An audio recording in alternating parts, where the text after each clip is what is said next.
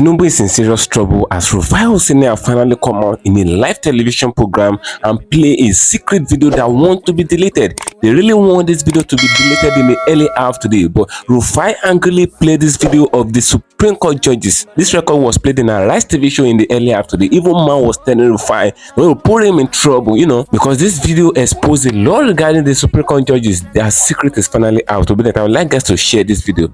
If you can share to different social media platforms because they really want this video to be deleted. And if you can't share it, like it as you're watching it, give it a thumb up so that it will be recommended for us. Obidient, stay connected. Coming back again. Welcome you back to LAJUPOG TV.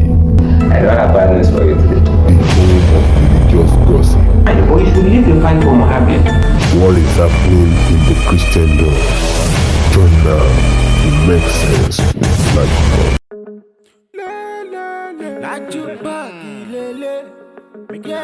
Hello my great and wonderful viewers, welcome back to Laju TV. For those of you coming across this channel for the very first time, ensure you click the subscription button appearing on your video screen and do well to click the notification bell icon so that whenever we drop a new video in few hours time, YouTube will easily let you to know. A lot keep happening in the political zone, right from the time the election was conducted until the Supreme Court made their ruling, which is the final stage where they granted Tinubu justice and all of that, where the Supreme Court judges favors Bola Ahmed Tinubu. That alone sparked up a lot of reactions on social media, and a lot of Nigerians have come out and they have agitated and all of that. A lot of them come out in UK, they make protest that Tinubu must go, while some of them expresses their displeasure by going to different media houses and they express their opinion regarding the judgment because they feel like the judgment was perverted because due to the evidence, because there are a lot of evidences that was provided in the law court by ATIKU's camp and even Peter Obi's camp, which is the Labour Party camp. So it provided a lot of evidences against Bola Ahmed Tinubu, against Kashim Shettima, against INEC chairman, and against APC as a whole. But with all these evidences, the Supreme Court judges overlooked it. They did as if they didn't see it, and they threw all the petitions away. They misinterpret the constitution and they do everything in favor of Bola Ahmed Tinubu. Though a lot of Nigerians are already expecting that because they were supposed to make the ruling on November 2, but they withdrew it back to October 26. And a lot of Nigerians became suspicious because for them to revise the ruling back to October 26 that just passed, they feel like they want to really do something. And at the end of the day, we can see what they did in court, how they perverted justice, how Justice Inyang Gokoro, how he made the ruling in favor of Bola Ahmed Tinubu, and he never allowed the other sitting judges to talk. He made all the talk, he read all the judgment, and he did everything in court. So after that time, ABUBAKAR finally come out and he have finally made his press conference regarding this whole thing. He said he's not running away, that he's not going away, that he's going to sit with Nigerians to make sure that they end this bad governance and all of that. But Peter Obi is here to come out to make his own press conference. But a lot of spokesperson have finally come out to speak for Peter Obi, and even Labour Party as a whole, they have made their own press conference. But Obi is here to say anything regarding this whole thing, But a lot of Obedience are already seated awaiting the speech of Peter Obi. They are looking out for what Peter Obi is going to say regarding this whole issue. But that's not what we're going to. Rufai of Arise News have finally come out. This guy have finally come out to shake the light. It was yesterday that I posted a video of Shehu Okinbalu of Channels Television where he came out to shake the light table and he played some videos of corrupt politicians in Nigeria, how they have been manipulating the Supreme Court and all of that, how they have been manipulating the judges and all of that. APC politicians to be precise. Shehu Okinbalu listed out their names yesterday and he played some video evidences yesterday. I posted it on this channel and a lot of people reacted to the video, but today Rufai of Arise News have finally come out to play a record. Obedient, I would like guys to stay connected to the end of this video. You can share this video, ensure you share to different social media platforms. Let's get to the last person. Share to groups, and if you can share it, like it as you're watching it, give it a thumb up so that it will be recommended for us, so that it will get to the last person. When Rufai played this record in the early hour today, it breaks the internet. It shakes the light table because the secret of this Supreme Court judges, the secret of this so-called judiciary is finally out, because the ruling they make regarding the 2023 election is very, very lugubrious, and a lot of Nigerians are not okay with it because many Nigerians do not really want the present administration again. So I would like guys to stay connected to the end of this video as you listen to what Rufai was saying. He says, stay connected, Obedient. I'm coming back again. So all the issues that are now toxic in the NJC and in the Supreme Court were carefully considered, even how to appoint the CJN.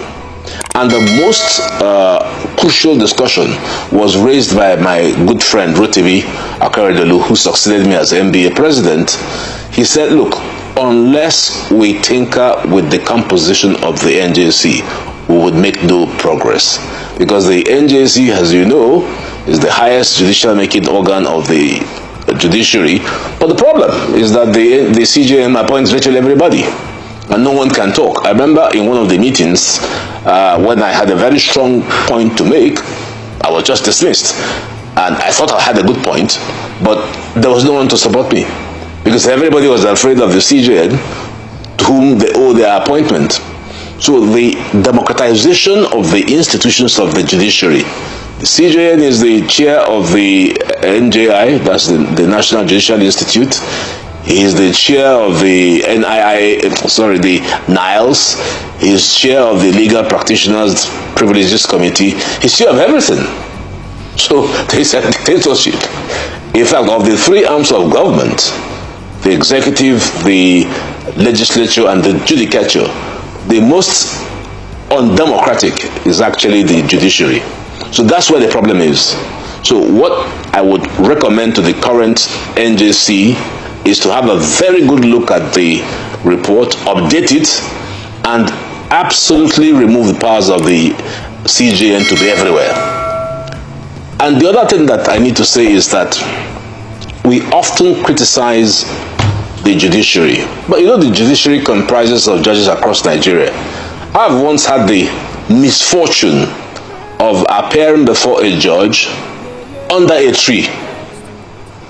And I know of many cases where judges work so hard that when there's no NEPA, they use their phone lights to continue. So let's not vilify the judiciary generally. The problem is at the NJC. In the NJC, the first day I walked in, I thought I was walking into a 5-star hotel. The difference between what goes on in the NJC buildings and a typical courtroom is outstanding, horrible. So we need to flatten this. The difference between a judge of the High Court and the CJN is like God in heaven and somebody on earth. We need to really take the opportunity of the lesson, I think, that Teacher Muhammad's valedictory, which has been the most candid, has given us, is to understand where we are with the judiciary. And if we want to reverse judicial failure, then the NJC, the current NJC, must implement it. So can we say that makes sense with all of the other things? And that Tijo quoted you about the Imo case and the Ahmed Lawan case. And we also have a country where yes, Senator Bukachua also made affirmations as regards that. So does all of this now tie into even decisions made by the Supreme Court? Because if you're talking about 741,000 naira in modern day Nigeria as earnings, then what becomes even of the court system? What country are we running? Yeah, so let's keep two things, separate. The funding issue has improved substantially. I mean, for the last 30 years, but it's not reflecting. Forefront with other, But it's not reflective. It isn't, because it's not reflective. Yeah, I agree with you, because there's a mafia. I agree entirely. Is the money being distributed? I know of judges who have passed on as a result of critical illness. Is it reflecting? It is not. So that's the point I'm making. So on the budget, we need to have a democratic process whereby the funding is spread and not just retained. Do you know, for instance, that when a Supreme Court judge retires, he leaves his house to nowhere? The only person who gets housing in the Supreme Court is actually the CJN. He has a choice of 2 houses, one in Abuja and probably one in his home state. And sometimes this runs into billions. And I was on the NJC questioning, why would this be? What about the other judges? So that's part of why the situation in the Supreme Court has become so toxic. And it is what Mr. Justice Tatijo Mohammed was referring to. The only judge, the first, because the CJN is seen as the Baba of the judicial process. But the first judge who now got a real kick to say no, constitutionally, I, Mr. Justice Salami, am the head of the electoral courts. But Kasina Alu said, no, I'm the Baba of the courts, and that caused the quarrel. So you see, it goes back to this issue of we need democracy in the judicial institutions. The institutions that Mr. Justice Tatijo Mohammed referred to, that the CJN, and I don't refer to this one, please, that the CJN controls, it's a retirement, it's a job for the boys. The guys who get there to do the work are already tired. If you go to the NJI, tired. Whilst we need to put in people, young guys, vibrant, to shake up the system. The rules of court, if for instance Justice Amber of the colonial system of 1874 were to come to Nigeria, he will recognize the system. There's no change. And we discussed that in one of the committees where I was a deputy chair, the Committee on Speed of Justice. The rules of court are so slow, and it takes about 20 years to resolve cases. So what type of confidence do you have in that process? The only time you see speed is when you are referring to political cases. So the politicians, knowing that they need speed, have designed a special rule for themselves so that their cases go fast. What about the ordinary person? So these are all the challenges I think that's why I also want to refer you to sit down. I want to refer you to the way Justice Tatijo quoted you when he talked about the Ahmed Lawan case and the Imo case. I want you to talk through that, because that's also a serious one for our country. If we truly want to build a country, or we want to build a joke. Rufai, you want to put me in trouble. I would like to put you in trouble. I gave an interview that it was a bad decision, period. It was a bad decision. And that's from the Supreme Court. That's from the Supreme Court. I agree with you, Rufai. It was a bad decision. That's the much I will say. It was a bad decision, and we know that even Mr. Justice Tatijo said it in his valedictory. You just can't explain some of the decisions. They're irrational. And if they're irrational, the public will begin to say, what sense do we make of what the Supreme Court is saying? And that's where public opinion comes in, sir. In the time of our...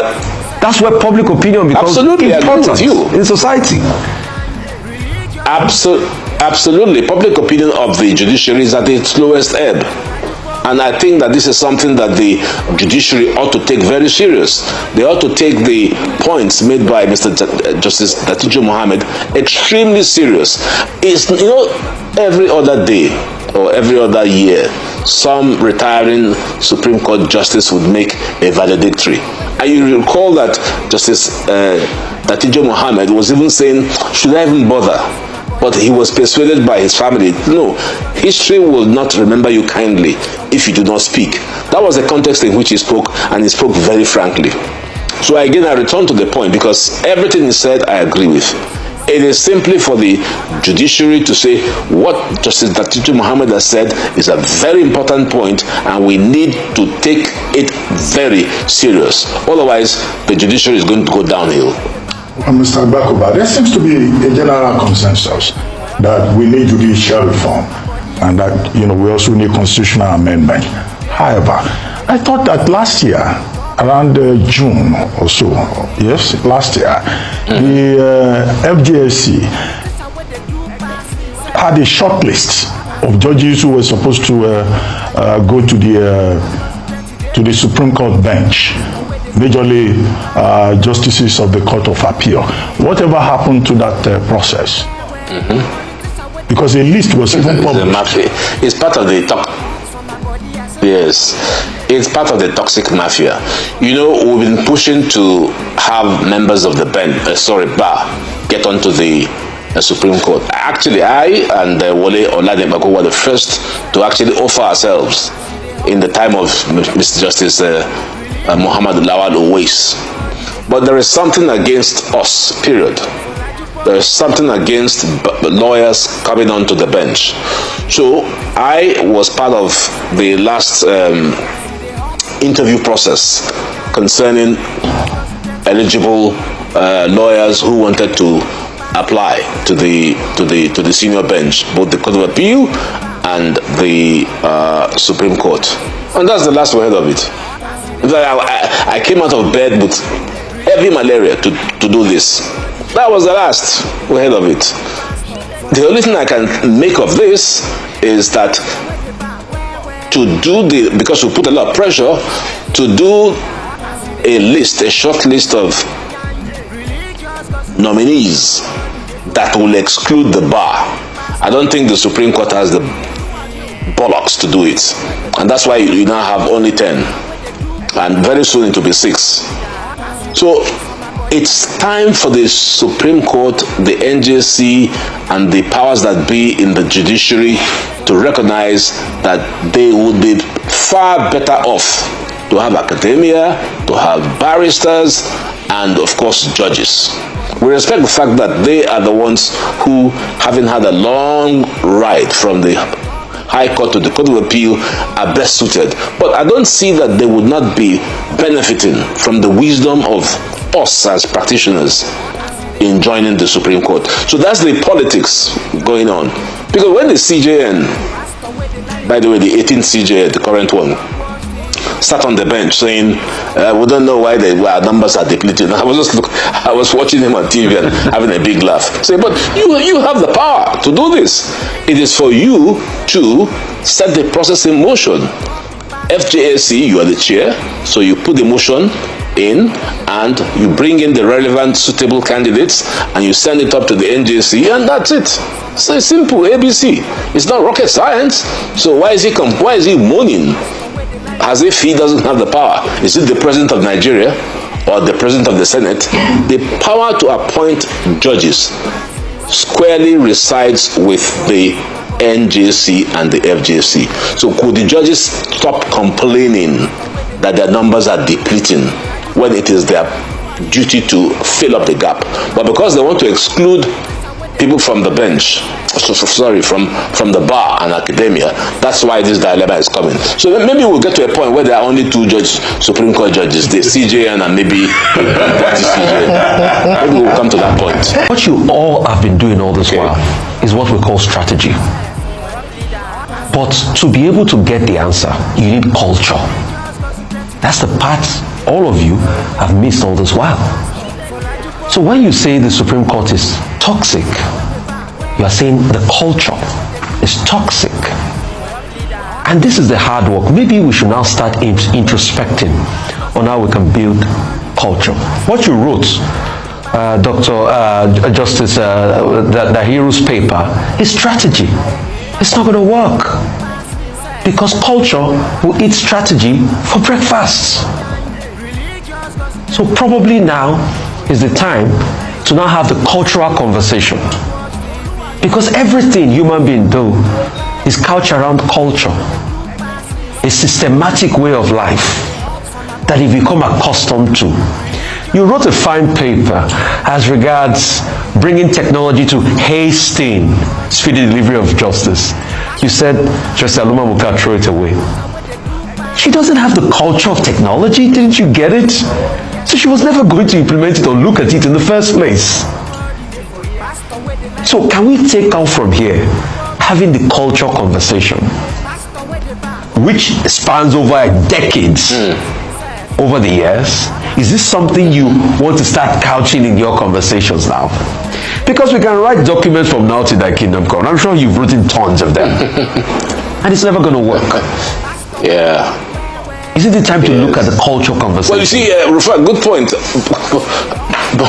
Good point, except that I have no power. You know, I'm just looking down the list of, Nigerian CJs. I see Justice Stafford Foster Sutton. He was the only white man. Culture was there. They understood. My dad never received a visitor when he was the chief judge of East Central State. That was the culture. You just don't mix. That was the culture. Then you had ATIKU Ademola. Culture. Then you went on to who? You went on to Taslim Elias. Culture. But Daniel Alexander, Fatai Williams. These were the guys of culture. But look at the culture now, today. Slowly it broke down. It's broke down. Look at the culture today where that's the problem. The CJN speaks in a dinner organized by politicians. We saw it. Well, who do you blame? I agree with you, Rufai. But who do you blame? Are you blaming me for that? It's not possible. The culture has to return. Yeah. The point you made is good. What was it that told my dad after coming home from work that he sits at home and he doesn't go anywhere? It was the culture. There was that insulation that we inherited from the departing colonials. It's all gone. You find judges now going to parties and dancing. You find them everywhere. You find them in the supermarkets. So how do we rebuild that culture? Again, even though I take your point, it's for the powers that be. I'm no longer in the hierarchy of the structure of power in the judiciary, so that there's nothing I can do except to talk, which I've been doing. So it is for those who are there to say, this point that has been made by Datiju Mohammed, we need to take it serious. We need to take it serious. And this is the report of the late CJN, Dahiru Mustafa. Let them look at it. But I once gave a talk at a retreat. I think it was the time of the late Yaradua. And I remember joking with Timi Alaibe. Do we really respect the rule of law? So that if my power were limited by the Constitution, do I care about it? The powers of the president is limited.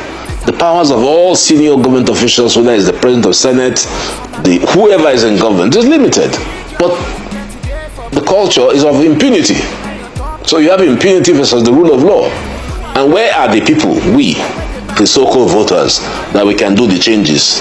We have an ineffective, completely decrepit INEC that has put us in all this trouble. And by the way, I don't think P2B and ATIKU and Tinubu should worry about anything between themselves. If you read the petitions, a lot of the complaint was against INEC. Not interpersonal, against INEC. And we're here sitting down. So until we begin to address how do we really get credible, free, transparent elections, the votes don't count. And if the votes don't count, these guys in Abuja feel that they're above the law. So until we begin to have credible elections and make people realize that if you misbehave, there's a consequence, then there'll be a problem. On Rivers, are you surprised? I'm surprised you're asking me this question. The whole place is in a mess. You shoot yourself into power as best as you can. Once I was asked, I think 20 years ago, whether I was interested in being a senator or a governor. I said, not a bad idea.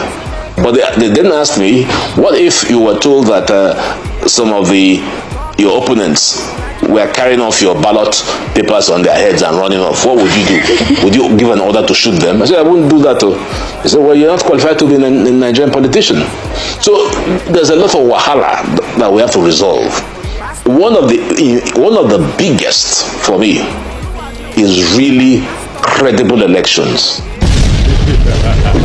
Thank you for staying connected, my great and wonderful viewers. You can really hear the question that Rufai was asking that man. That man is a judge, but he's no man in service. So the guy knows a lot of things regarding what is happening in the Nigerian judicial system. So he made the possible solution to this whole issue, and he said everything in this live television program. A lot of people back then, they believe that the judiciary is the last hope of the common man. But 99% of Nigerians have now said to the fact that the judiciary is not even the last hope of the common man. The common men are hopeless case in Nigeria as far as this Nigeria situation is concerned, because according to a report now and with what we can see, the judicial system of Nigeria have been hijacked by the executive arm of government in this Nigeria. Even the legislature arm of government, they are not there to serve the civilian and the citizens again. What they do is to be loyal to the sitting president and all of that. It is the order from the president that they follows and all of that, and by so doing they putting the citizens in depression and in a state of hopelessness. Now you can see what happened in Rivers State yesterday, where the police were pouring water on a sitting governor of Rivers State. How on earth and where on earth is this happening if not for Nigeria?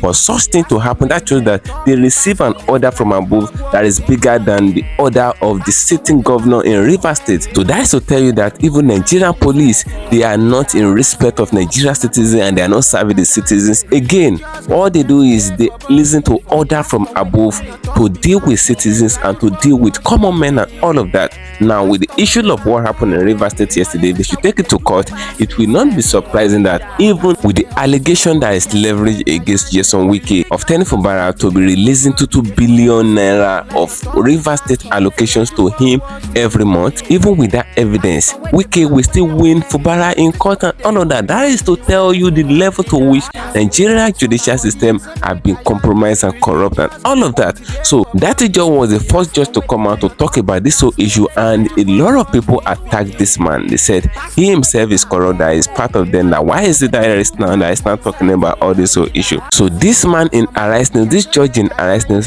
have said it all. He picked some point from what Justice Dati just said some days ago, and he said the judicial system of Nigeria need to imitate it. They need to follow what that just said, just for the Nigerian judicial system not to be underestimated, because a lot of people are now seeing it as if they should have any issue. A lot of people are already putting justice in their hand. They're already doing their things on their own because they believe that if they should take the issue to court, it is only the people with the highest bid. It is the person with the highest bid or highest money that the judge will give justice to, because that is what I've been playing in Nigeria. If you do not have money in Nigeria, with your case to get to court, it will not be surprising that you won't see justice even with all the evidences that you provide. So evidences doesn't work in Nigeria again. You can see the evidences that ATIKU went as far as United States Court to take from Chicago State University for the academic record of Bola Ahmed Tinubu to be presented, and they noted that the certificate that Tinubu tendered to INEC was forged and all of that,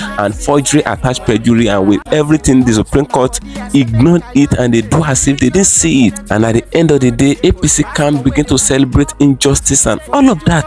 You can see what is going on in Nigeria. But when Mesoma, the girl that did jump and forged a jump result, then a lot of people came out to attack her, even jump penalized her with 3 years of not being able to write jump and all of that. So that shows that that girl will not be able to gain admission into any university after 3 years. That is the penalty that JAMB attached. But mind you, JAMB did not take the girl to court before they can penalize her as an institution. But why is it that even when Tinubu won't get to court, they did not do anything regarding it? They favored Bola Ahmed Tinubu, they give him justice. Why is it that they did not follow what is written in the constitution? You can see what the judicial system of Nigeria have done to.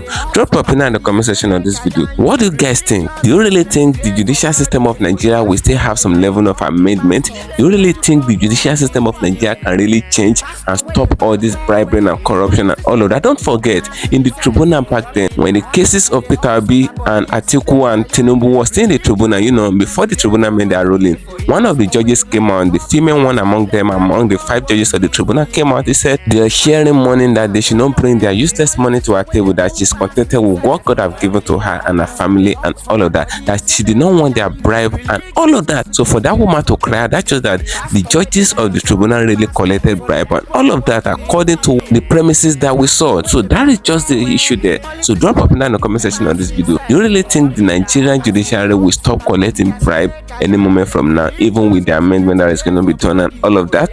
Drop up in the comment section of this video, and go and get another notice for you. Ensure you follow me on my social media handles on Facebook at LAJUPOG TV and LAJUPOG Entertainment, and on Instagram at LAJUPOG. Guess what, guys? See you in my next video. Bye. I see the hot for my body, I say make I yarn you. Religious gossip plenty day for body. Pastor with the line on top, be pastor. For LAJUPOG Watch TV. Pastor Pastor with the back, where? Politician with the do pass himself. Corrupt leader, all the why you waiting for church? All as LAJUPOG was.